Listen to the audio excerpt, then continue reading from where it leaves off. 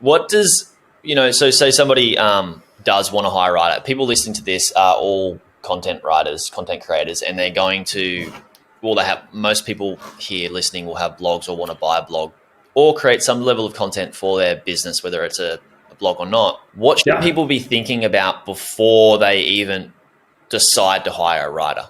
So there's two things that I say to make it work. The first is you need documentation. So what I found is I can't hold anyone accountable to anything that I haven't written down, especially when it comes to content writing, because in content writing, every word is a liability to mess something up. Spelling, grammar, positioning, messaging, formatting.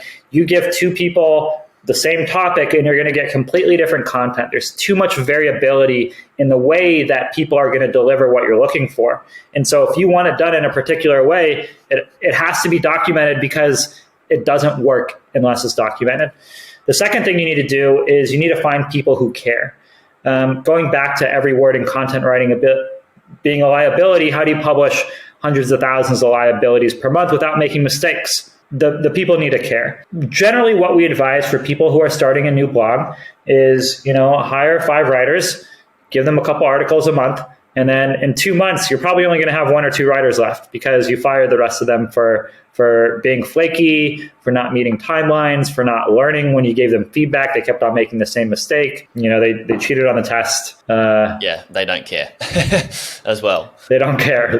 They stop caring. Yeah. Stop caring. Yeah. So what about, you talked about documenting, having documentation of how the work's done. Basically, this is a SOP, right? Standard operating procedure.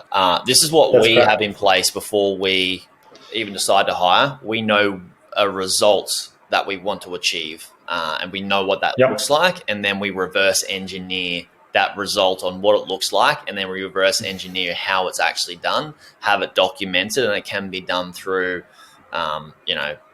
Google Sheets, Google Docs, and video and stuff like that. Is that what you mean by having documentation, having a good SOP for somebody who has no idea how to write a piece of content to be able to create something that gets a result? Yeah, absolutely. And it doesn't just extend to implementation. It goes all the way to what's our PTO and maternity leave policy, and how do you request, basically anything in the organization that needs to get done more than once is documented. So it's done consistently and repeatedly, every time. I like to have the document, have the SOP, but I also like to have a SOP for test work. So what we like to do is we like to find, say, 10 people, put them through the funnel of the test, see who comes out at the bottom of the test, and there might be 2 to 3 people, put those 2 to 3 people through we'll hire them to do, a task, 2 or 3 tasks, put them through our own company's SOP,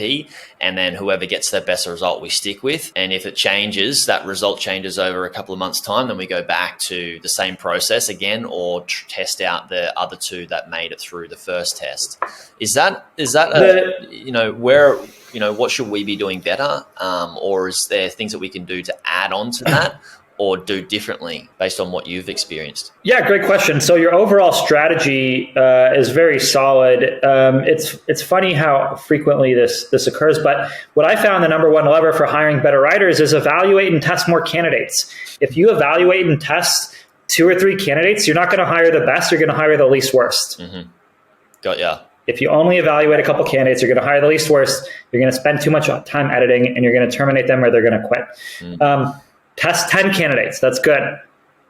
We test 50 or 100 candidates. You love it. Right? Because the more surface area you give yourself, the more likelihood you have to find and discover that hidden talent. Just like the number one lever to get better SEO results is publish more content.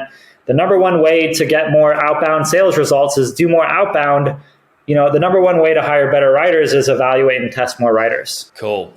You just dropped out there, but I'm pretty sure I know the rest of the answer. But I wanted to add to this as well, because people are sitting here and listening to this podcast and going, wow, test 50 to 100 candidates. That's a lot of time on my hands. Well, no, not actually. If you have a good test SOP that they can run through, you can put 1,000 people through it and then still work out, who's the top 20 or top 10 without it costing you any more time, right?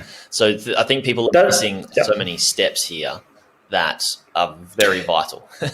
That's exactly right. And that's exactly why we built Workello, to enable companies to actually reach that amount of tests that they need to find those candidates who are good, affordable, and are going to stick with them for a long time.